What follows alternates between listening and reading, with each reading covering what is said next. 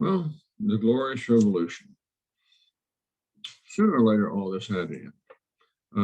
The question was, did a king have almost unlimited rights just because they were kings? For that matter, did aristocrats have almost unlimited rights because they're aristocrats? Or was the realm of England, meaning all of England? And you're going to make some kind of decision about this sooner or later.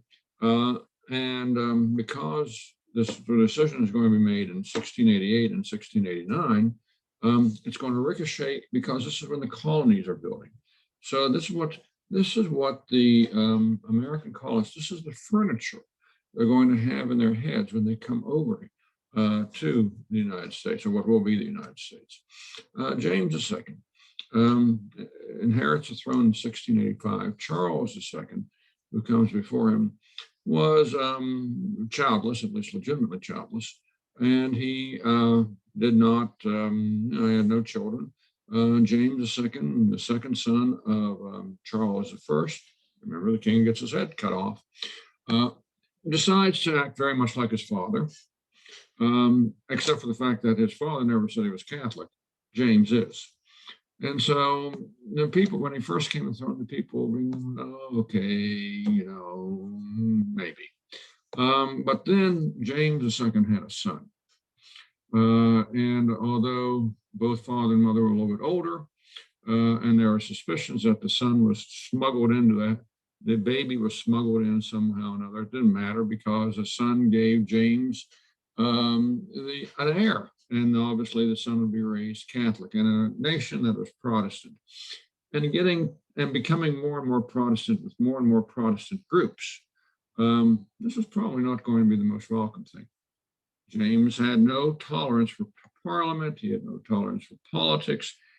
He was, like his father, a complete fool. And it's going to get him into trouble. Before all hell breaks loose, Parliament has already begun to negotiate with one of James's daughters, Mary.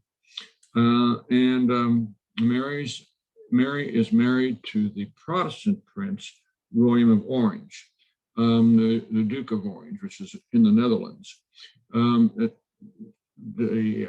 Duke of Orange is a constitutional monarch, so clearly the William understands how to govern in a limited way.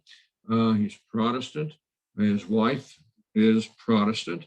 And basically, this is really who they want. And then James II continues to behave in an absurd fashion, manages to tick off almost everybody, which is hard to do. And then, basically calls for the army, and the army goes, oh, well, maybe not.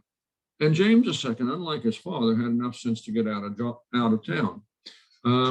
And so the end result is that James II is going to flee. The king of France is going to give him a very nice palace where he can sit there and, teach his son how to be king of England. There's no chance that his son is going to be king of England. And eventually kind of become almost a monk, not formally, but certainly acting like one. William and Mary, meanwhile, become king and queen.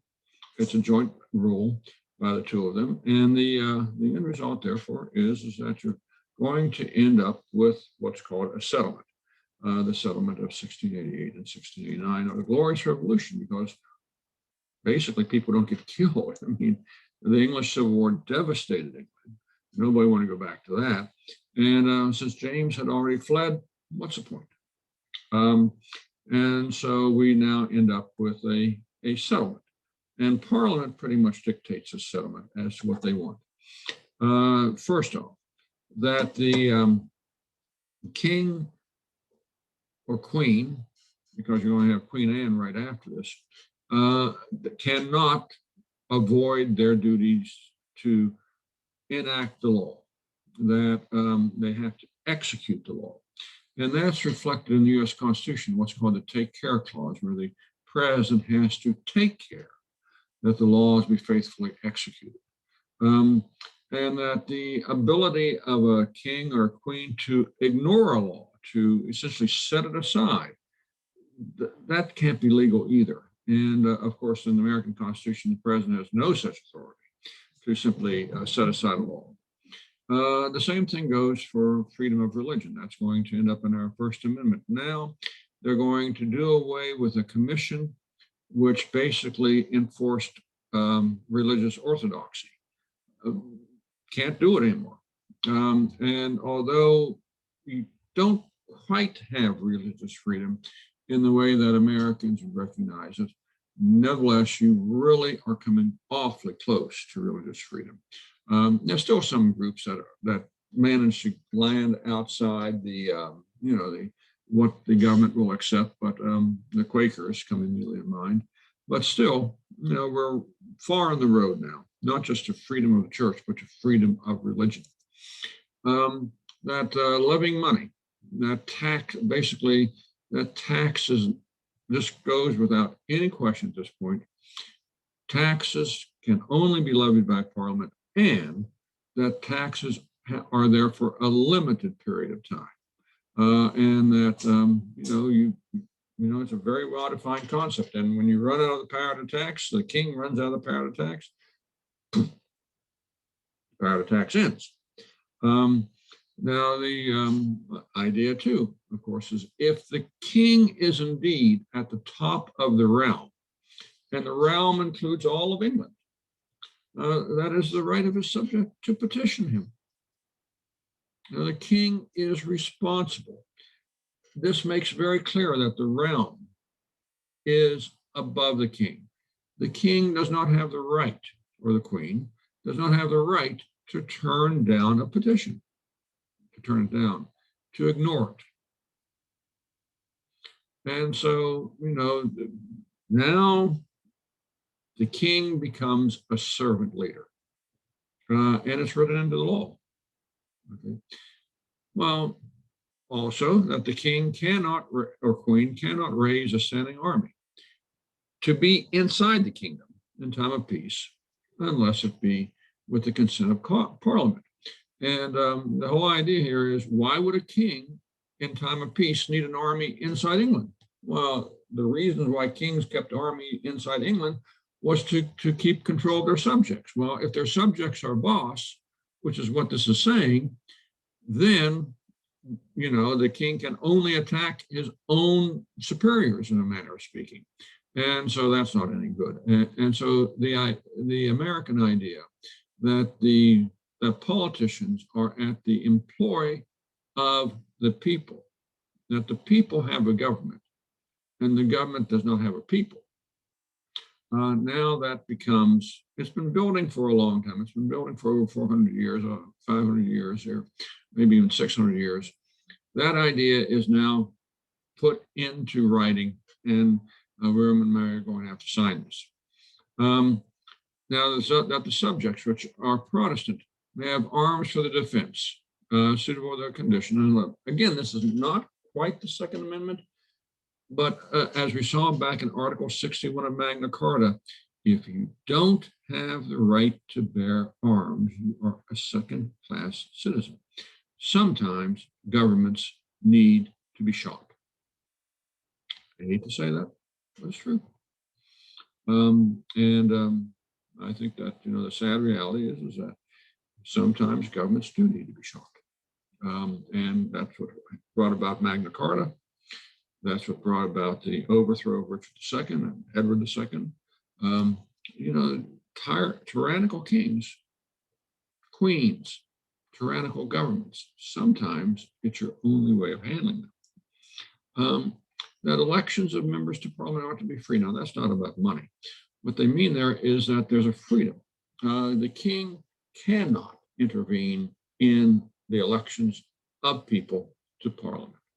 The people have a right to choose whom they want, independent of whom the king wants. Oh, I don't know that means that the king can't in some ways help people out politically, but the blunt interference of the king. Presidents interfere, US presidents interfere in local elections at their own risk. Franklin Roosevelt tried it in 1938, and it blew up in his face. In fact, he probably helped get people elected whom he didn't want to get elected by trying to campaign against them.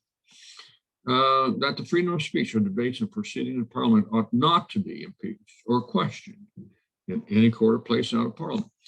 Since a member of Parliament or a member of the U.S. Congress is a representative of the people, he or she speaks for the people.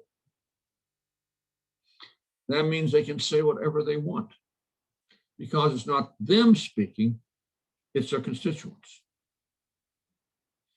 And so you cannot inhibit debate in Parliament or in the U.S. Congress. That excessive bail ought not be required, nor excessive fines imposed, nor cruel and unusual punishments inflicted. Again, we can see this going clear back to Magna Carta. Very clear situation. This has been a standard. You just can't do any damn thing you want to somebody because they've run afoul of the law. Okay, and there's proportionality. The penalty should fit the crime. Okay, I don't think many people would object to that. That jurors ought to be duly impaneled in return, and jurors which pass upon men in trial for high treason ought to be freeholders. Okay, this puts it, you couldn't be more blunt than this. Juries will be the way in which people are tried, period. Okay. As to treason, essentially the idea here is that you just can't, you just can't have trials for treason willy-nilly. Instead, it's a deliberate process which involves the highest men or the highest landholders in the realm. Here in America, we pick up on this thread and we make it extremely hard to convict someone of treason. And it's been extremely rare for anybody to be charged with treason. It's just, just can't do it. That all grants and promises and fines and forfeitures of particular persons before convictions are illegal and void. Guess what? If you say, you know what, you're fine.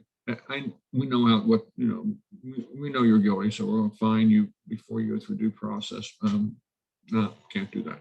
I mean, the threat of being fined in this manner, you're not guilty until a jury finds you guilty, and it's got to be a jury. Same in the United States. You're innocent until they pronounce you guilty. Okay, so it's a presumption of innocence. Just because a king doesn't like you or the president doesn't like you doesn't mean that you're guilty. It means that it may mean that you are going to be tried, but it doesn't mean that you're guilty. And that for the redress of all grievances and for the amending, strengthening, and preserving the laws, parliaments are to be held frequently. You know what? Repeatedly, kings had avoided calling parliaments. And now Parliament is saying, that's not a good idea. We represent the realm of England, and, England, all of England, everyone in England, and the king make up England. But there's an and in there. Parliament represents the people who make up the great majority of England. And a king is no more than, somebody who has to respond to the people. Now, does that mean that kings are powerless? And the answer is no. But kings are on their way to being very limited constitutional monarchs at this point. The King of England at this point probably has fewer powers than the President of the United States will have in 1787. Remember, this is 1688, 1689, so 100 years later, the President of America is going to have more powers probably than the King of England has at this point.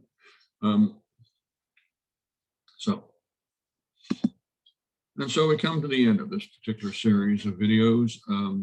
The constitutional background, the English constitutional background, the Anglo-American constitutional background, to the United States, to the colonies, and eventually to the Constitution of the United States. So I want everybody, I hope everybody has watched these videos, and I certainly hope that we've done the right thing by you.